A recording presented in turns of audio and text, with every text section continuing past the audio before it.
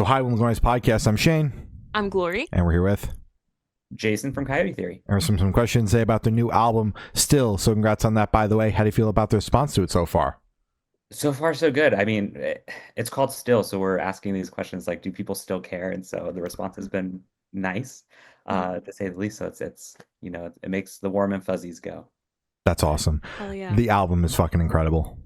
Hey, I appreciate that. That's super nice. You're welcome. Hell yeah. I wasn't fishing, I promise. No.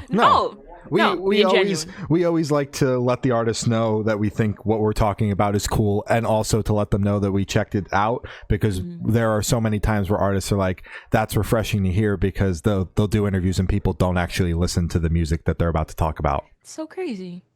People who do business with artists don't listen to the music that they're doing business with too. So I get that. Yeah. I only hope that if we ever write something that's terrible, you guys will also bring me back on and be like, hey, this wasn't it. So you missed with this one, and let's discuss it. Exactly. Like, I'm happy to be on that call too. Listen, if you want us to humble you, we can take care of that. As a father of a middle schooler, I am humbled every day of the week. So I'm happy too. That's wonderful. Jesus Christ. So is there any meaning behind the album title or cover art? Yeah, I can start with the title. So when we got back together, and you all probably asked that question too. When we got back together, it was kind of a flurry of bringing the band back from a hiatus. We had all gone and to do other things, like have full careers. And so the first thing we kept asking on all these conversations, on all these different business calls, personal band calls, was like, can we still write music? Do people still listen to us? The words still just kept coming up. So when we talked about making an album, we talked about all these songs that were still around that we wanted to put together, and the word just like hit me in the guys, and we were like, let's just call it that. Like, if something else pops up while we're doing the writing process, great. But nothing did. It always felt like we were really just trying to answer the question of like, uh, does this still matter? Do we still have something to say? Do we still write music that we enjoy? All these things. So it became this fun little like theme for us. Gotcha. That's wonderful. And the cover art, any meaning? No, zero. Just look badass. I appreciate that. Yeah, no. The photographer Julia Ariel Cox was kind enough to just come out and do a bunch of sessions for us when we were doing a writing session in Nashville. And it just happened that we got that picture, and out of everything, we wanted to make sure that the album had our faces on it. Because up until that point, we had triangles for an album cover, which that had no meaning either. It was just like something that got created in 2010. So it was just really nice to find something that we all were like, this is really cool, actually. And so people can prescribe meaning to it. Yeah. Hell yeah. Hell yeah. So since you brought it up, going to ask the $1 million question. Can we talk a little bit about getting the band back from a hiatus? What was the tipping point? Can we talk about that process? Yeah, absolutely. So, I mean, the TLDR kind of on the band is we got started in 2010, end of 2010. Grayson, our bass player, myself, I play drums. I grabbed him from another band locally because I had always wanted to play with him.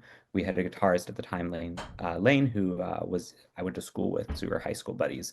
And then we got Colby to sing just through the grapevine. Friend of a friend knew this guy who really wanted to find a new band that wasn't post-hardcore. Mind you, I bring all this up to tell you that during the time Coyote Theory started, everything was Sleeping with Sirens, Day to Remember, really post-hardcore stuff. We went to high school with the band Broadway, who is a smaller scale one, but still around. So that was very much the vibe that everybody locally wanted. And we were this little pocket of 4 people who were like, we kind of just want to play like pop music that annoys everybody. So we took our own little path. With that, the bet didn't pay off like we wanted. We got a lot of attention. People really liked us. We were like local musicians' favorite band to listen to and talk about, and everything. I remember having a conversation with Jack Fowler of Sleeping with Sirens, where he was in the car with Grayson and I, and he goes, I wish I could play y'all's music. Like, this is so cool. Oh my God. So that was all reassuring, but the reality of it was we were running after this thing that wasn't popular at the time. And so we ended up calling it quits just because it just didn't make sense. It didn't add up. So all that to be said, flash forward, our song "This Side of Paradise," which wasn't even a song that we liked that much at the time. We were always like teetering on removing it from our set list. Ended up going viral. We can't prescribe it to one person, But we just assumed that somebody who, amassed a following happened to like us, or somebody showed them the song, or just total happenstance, serendipity. There just wasn't enough music on TikTok in 2019, 2020 when they found it. But that really did it. It was like we were all still chatting and friends at the time, anyways. And so when it started kind of bubbling up, we were like, well, we're writing together anyways, just for fun, kind of as a boredom hobby thing. We're just not sharing it. So we might as well try to get back together and go from there. So the $1 million question really is we hit a million, streams on Spotify, and we said, Yeah. maybe there are people here who want to actually listen to some of this stuff. So we compiled it all up, and here we are. That's an insane story and reason to get back Yes. together. Totally valid reason to get back together. There's people Well, paying attention, so why not? Exactly. yeah, I almost pose it back to you both because you all have these really great deep dives on different bands like that have had their moments and stuff. Like I don't think there's been another example of this. Obviously, we're not, some legendary band getting back together. We're not Van Halen coming back with David Lee Roth or whatever.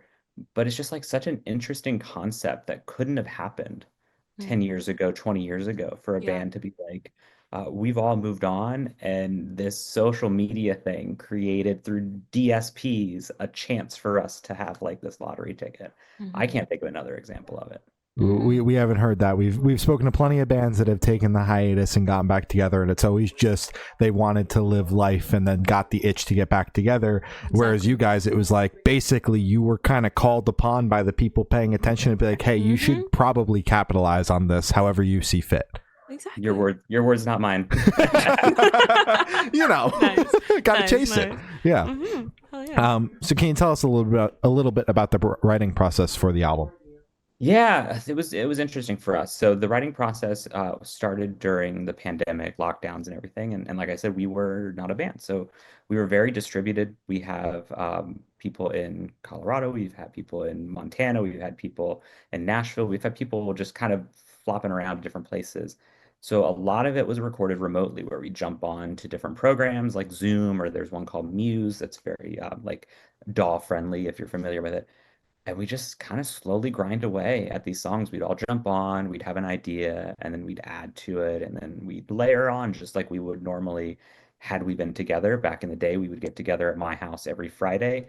We'd spend the night into Saturday, and that would be our kind of like 12-hour band practice writing session. Can't do that, but we got on Zoom for hours at a time and just kind of muscled it out, which I think is why it took so long for us to get to a place where we felt confident enough to get a set of songs together. Hmm.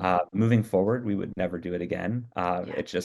It was one of those things where it was a necessity of the moment. But we've already been like, no, we're going to start writing again together in a room. That's how we function the best. Makes sense. Chemistry. That's great. And what song off the album took the longest to write, and which one is your personal favorite? Oh my gosh. Okay.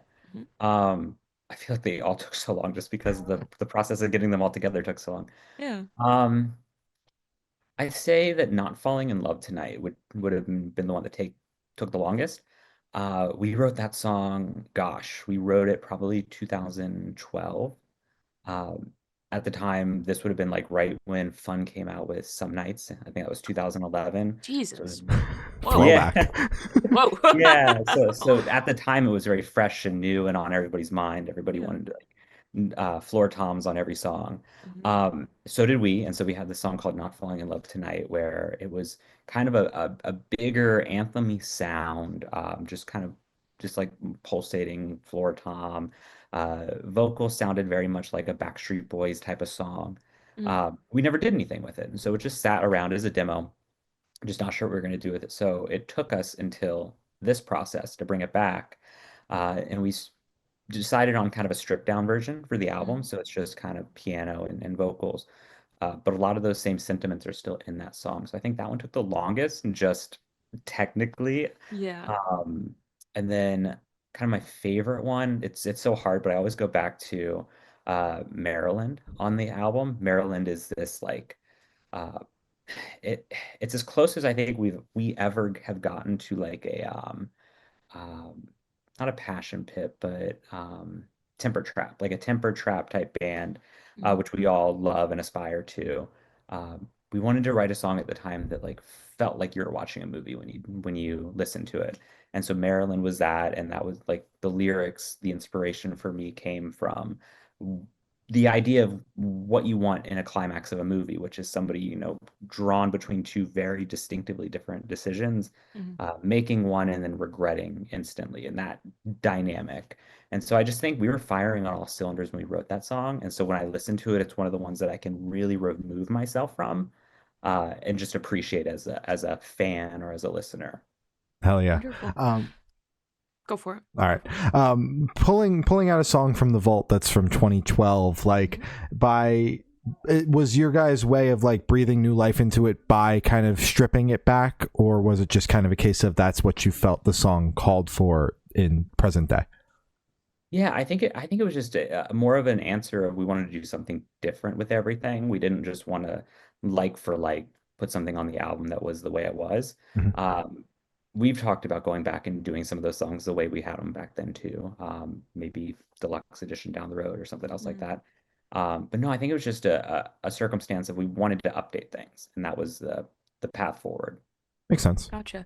And touching on the song that was pulled from the vault 12 years ago, 12, 13 years ago, were there any other tracks off of the record that were also from the beginning end of the band, or is it all fresh stuff except for that track? No, it's about half. It's about half and half, which, as our label network would tell you, is it was quite odd, guys. It's quite odd. Quite odd. Yeah. That's so polite. Yeah, no, absolutely. We understood that going in because the weirdest thing for us is we had a bunch of songs that never saw the light of day, Mhm. really. They lived online there. You could find them on obscure, YouTubes and stuff, but we never really pushed them because we trickled them out and then disappeared.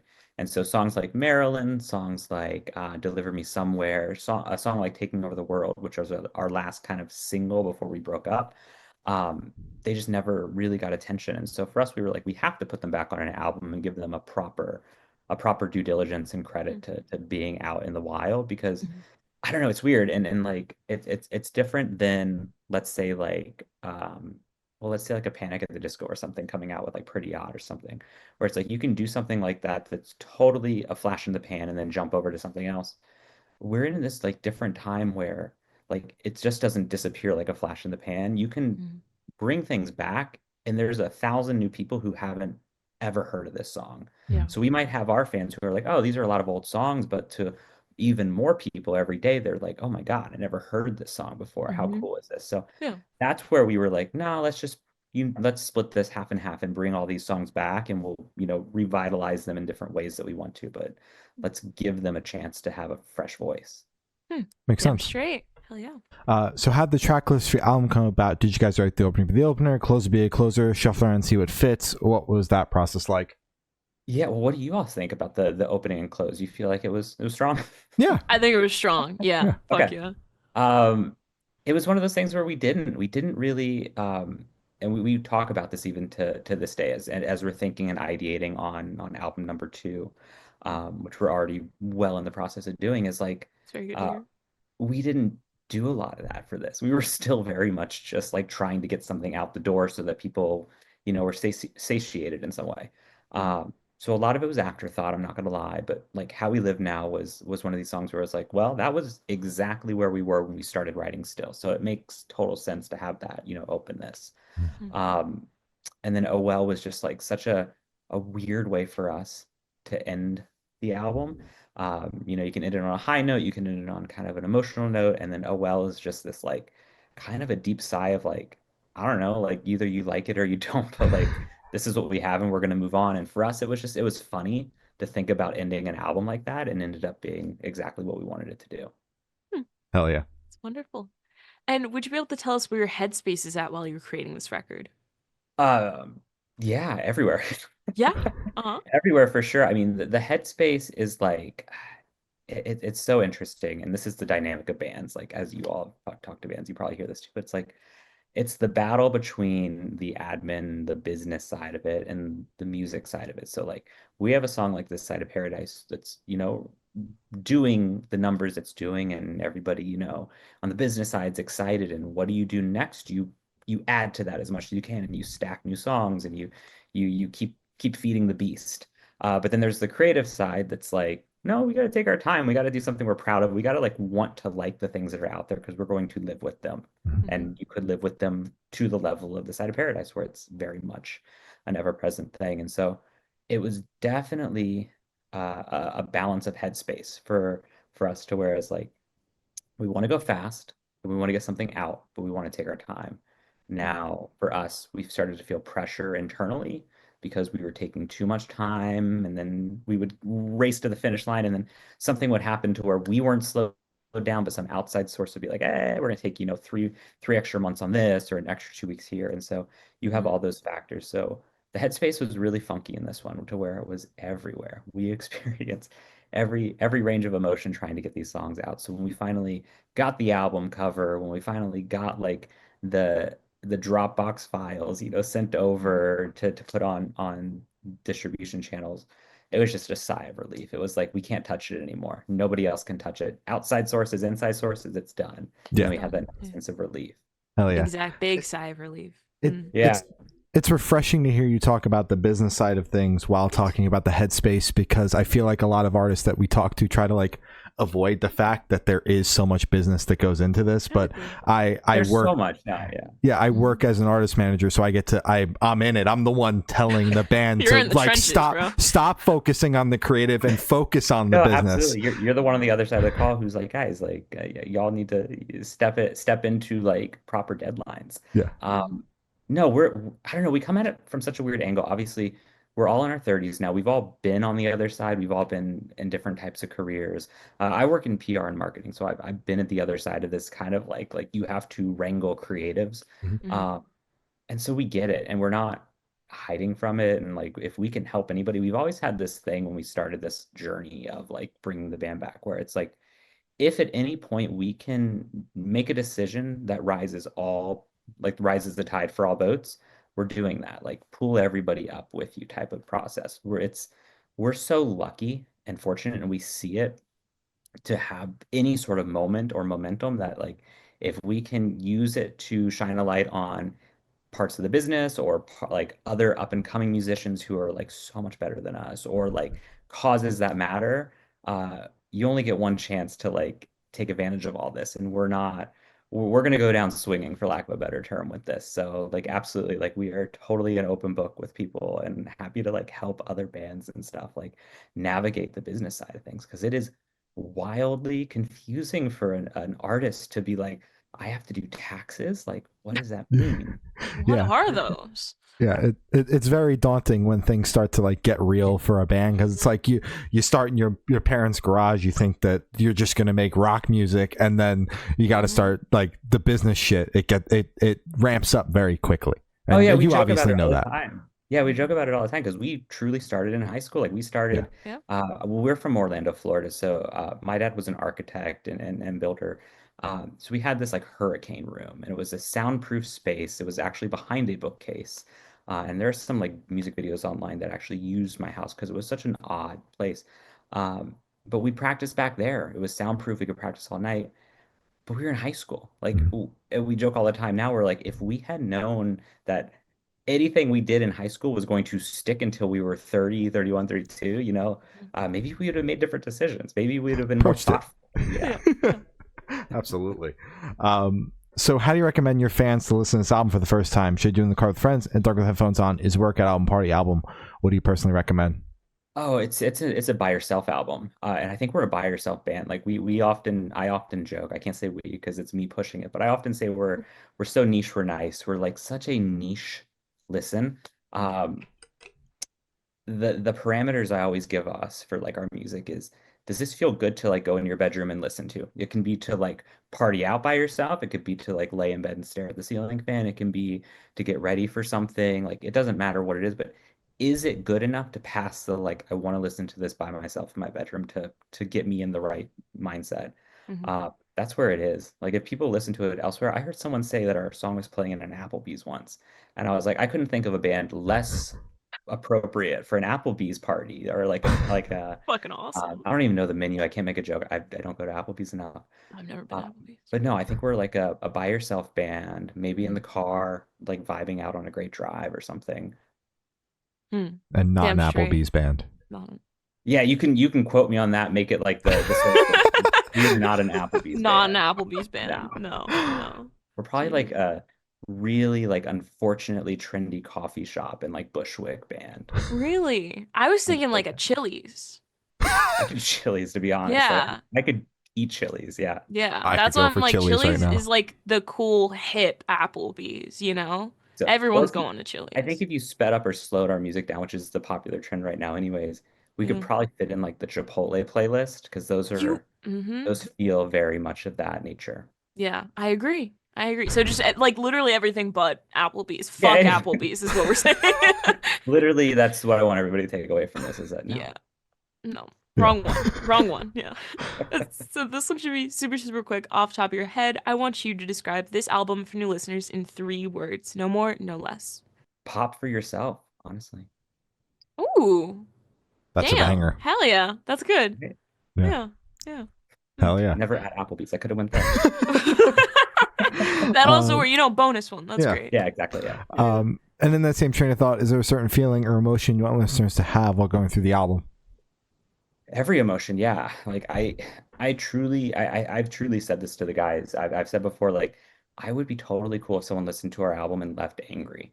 Like as long as you leave feeling something, like then the art has worked. Like I don't really care at the end of the day if everybody leaves enjoying our music or hating it or being like, wow, like I love this side of Paradise and everything else they've made has just fallen flat. Like, what made you feel that way? And like for me, if you're making something creative, then it should just evoke emotion. It's not my response, or it's not necessarily a responsibility, but it's not my entitlement to expect to elicit certain emotions from things. So like I'm happy if anybody feels anything from Still.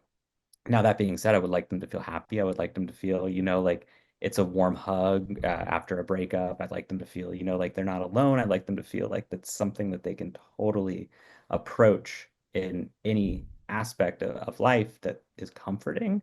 But no, I love bands who give you the freedom to just say like this is what you want it to be. Like we're nothing like them, but Fall Out Boy is such a good example of like I always say like you never go to a Fall Out Boy song asking what does this song mean. Like if you've done that, you've done the band a disservice. Like you go and you listen to whatever it is and you bring out the theme and the feeling for yourself. Yeah, makes sense. Straight. Hell yeah. And are you able to touch on any particularly challenging or standout moments during the creation of the album, positive or negative? Yeah, both. I mean, honestly, we touched on it a little bit, but the challenging part was the decentralized way in which we put the album together. We're such a like need to be together in a room type of group when it comes to writing that having that disjointed effort just slowed us down. It made for more friction where there didn't need to be. So that was the biggest challenge. I think the biggest joy and the biggest relief is getting the songs out there and seeing for us where our headspace is at, where our skill level is at, where our, voice is. Because we really weren't sure. I think you hear a lot of bands, especially the generation above us, talk about it, but like I heard All American Rejects talk about it recently. But there's this like question always of like, am I too old to say anything? Do I have, opinions that people care about, or am I going to do the Beach Boys thing and I'm going to pander down to the youths and pretend I'm still there even though I'm 60? We didn't want to do either. I don't think any band wants to do either. And so for us, it was a sigh of relief when we walked away from it. And we're like, okay, there are things that we can say. There are things that we actually like feel inspired to like go towards. And it wasn't hard. It didn't feel like we were pulling it or like putting on a show or trying to say like, oh, like they love the Are You Lonely song. Can we like write a song that says, do you feel lonely? Or like, are you still lonely? Like we didn't do any of that and that felt good. Hell yeah. That's great. Yeah. Love it. Now bring me back on the next one when all the songs are about being lonely and stuff. Oh, and yeah. And we'll call the you out entire on record's lonely. Yeah, exactly. Yeah. So for this question, I want you to picture you're on tour, you're at a gas station for a rest stop. What is your snack of choice? Oh man, are we talking like a Buc-ee's, like a Boosie's, or are we talking like Sheetz or Wawa, or is it like 7-Eleven? Whatever you're feeling. What's your go-to gas station? Okay. Well, the go-to gas station's the one that's closest and cheapest, like in this economy. There you go. Now you're goddamn right. Yeah. Well, I mean, I feel like I do a disservice if I didn't say something about Buc-ee's, but I don't have one close by, so I think I've only bought Mm, a coffee from them. yeah. Um, hmm. There's probably be chips or something if I'm being honest. Like I'd get a banana often from it because that's the only thing that feels like it's not gas station tainted Yeah. at like smaller gas stations. So I would say banana or like a bag of chips, like a Harvest cheddar sun chip or Mm. something. All right. Hell yeah. Hell yeah. And on the topic of food, if the band was a dish, what dish would the band be and why?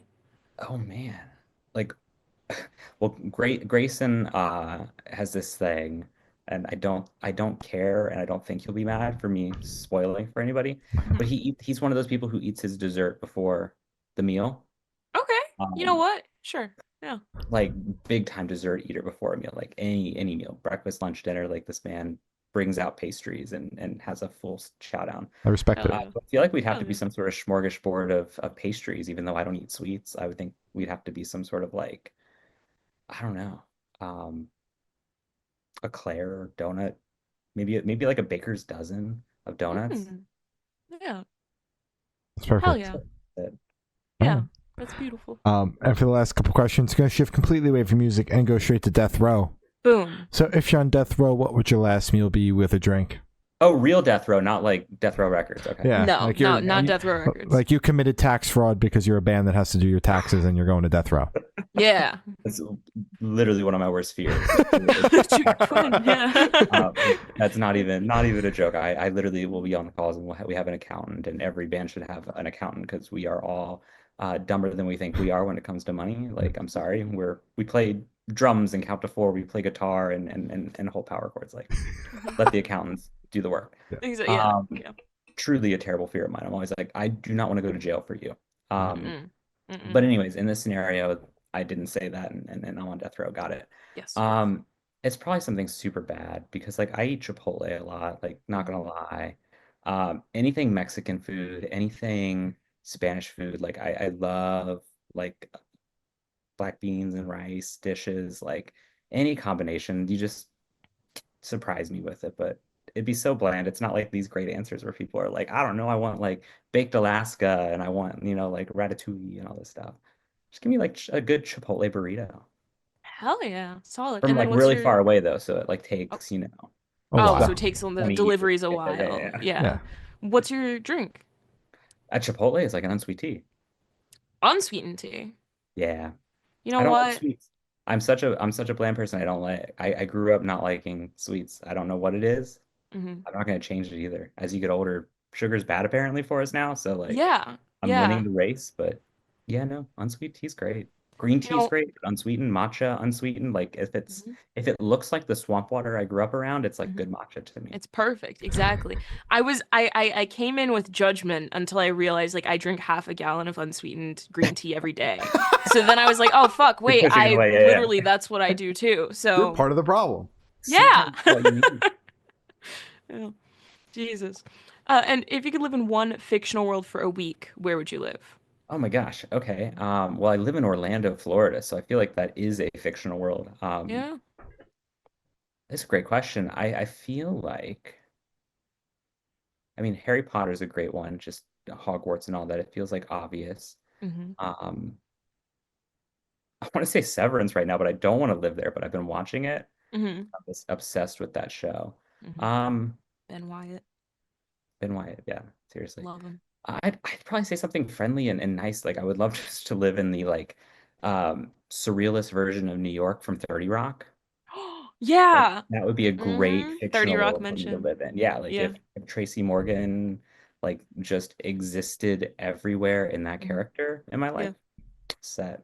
Liz Lemon, dude. Her and Lemon I, or she's like so sad, but we'd be like this, man. Yeah. yeah, I'm with you. What is it? Leap Year Erickson or whatever his name was. Hmm. Like all of that. Like bring that All into my lore, into my timeline. Yeah. exactly. Hell yeah. Oh Good yeah. pick. Good pick. Amazing. And I've now asked the last question. Every single person I've spoken to have said that is the most important question.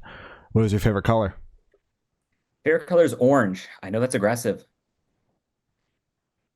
I mean, that's a beautiful color. Do you have a specific shade of orange? Is it like the neon orange? Is that?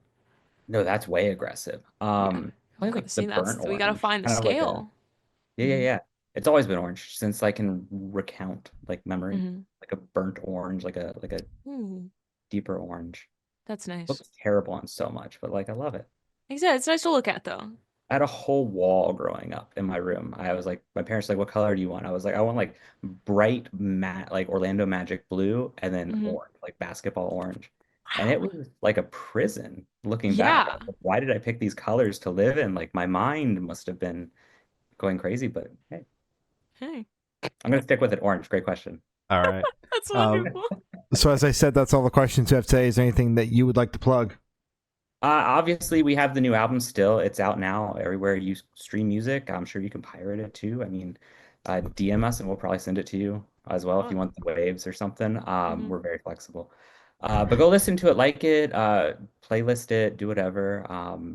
Also, check out other bands like older bands. Gatsby's American Dream doesn't get enough love. River City Extension's a band that like nobody knows about. Um, like Johnny Craig's blowing up right now on TikTok, and I just wish that other like legitimately like decent people could blow up instead. KK and His Weathered Underground, This Is Me Smiling. Like Mm-hmm. go dive deep into music. That's my only other plug. Like there are so many cool bands that have 100 people listening to them. Damn straight. Hell yeah. Mm-hmm. All right. Well, thank you. It's been Jayson from Coyote Theory, and we have been the Good Noise Podcast.